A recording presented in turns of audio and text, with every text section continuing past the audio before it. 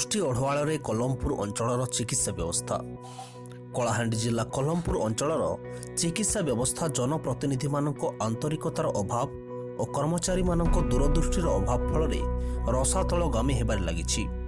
ପ୍ରାୟ 50,000 ଜନସାଧାରଣଙ୍କ ନିମନ୍ତେ ସଦର ମହକୁମାରେ ଗୋଷ୍ଠୀ ସ୍ୱାସ୍ଥ୍ୟକେନ୍ଦ୍ର, ବିନ୍ଧକବାରେ ପ୍ରାଥମିକ ସ୍ୱାସ୍ଥ୍ୟକେନ୍ଦ୍ର, ବଡ଼କୁଟୁରେ ହୋମିଓପାଥି ସ୍ୱାସ୍ଥ୍ୟକେନ୍ଦ୍ର ରହିଥିବା ବେଳେ ପ୍ରତ୍ୟେକ ପଞ୍ଚାୟତରେ ଉପସ୍ୱାସ୍ଥ୍ୟକେନ୍ଦ୍ର ଓ ପ୍ରତ୍ୟେକ ଗାଁରେ ଆଶାକର୍ମୀ ନିୟୋଜିତ କରାଯାଇଛି। ବଡ଼କୁଟରୁ ହୋମିଓପାଥିକ୍ ସ୍ୱାସ୍ଥ୍ୟକେନ୍ଦ୍ର 10 ବର୍ଷ ହେବ ବନ୍ଦ ପଡ଼ିଥିବା ବେଳେ ପାତ୍ରବସା ଉପସ୍ୱାସ୍ଥ୍ୟକେନ୍ଦ୍ର ମଧ୍ୟ ଅନୁରୂପ ଭାବେ ବନ୍ଦ ପଡ଼ି ରହିଛି। ଇଚ୍ଛାପୁର ଉପସ୍ୱାସ୍ଥ୍ୟକେନ୍ଦ୍ର ଗାଈ ଗୁହାଳ ପାଳିଟୁଥିବା ବେଳେ ପ୍ରାୟ କେନ୍ଦ୍ରମାନଙ୍କରେ ନିୟୋଜିତ କର୍ମଚାରୀମାନେ ଅନୁପସ୍ଥିତ ରହୁଛନ୍ତି। ଆଶାକର୍ମୀମାନଙ୍କ ଦ୍ୱାରା ଶିଶୁ ପ୍ରସୂତି ଗର୍ଭବତୀମାନଙ୍କ ଚିକିତ୍ସା ସେବା ଯୋଗାଇ ଦିଆଯାଉଥିବା ବେଳେ ମାସିକ ମୋଟା ଦରମା ପାଉଥିବା କର୍ମଚାରୀମାନେ ସେବା କ୍ଷେତ୍ରରୁ ଦୂରେଇ ଯାଉଛନ୍ତି। କଲମପୁର ବ୍ଲକରୁ ସୁରେନ୍ଦ୍ର କୁମାର ନାୟକଙ୍କ ସହ ରୋଜିସ୍ମିତା ଦୁର୍ଗାଙ୍କ ରିପୋର୍ଟ, ଓଡ଼ିଶା ପ୍ରାଇମ୍ ଟିଭି।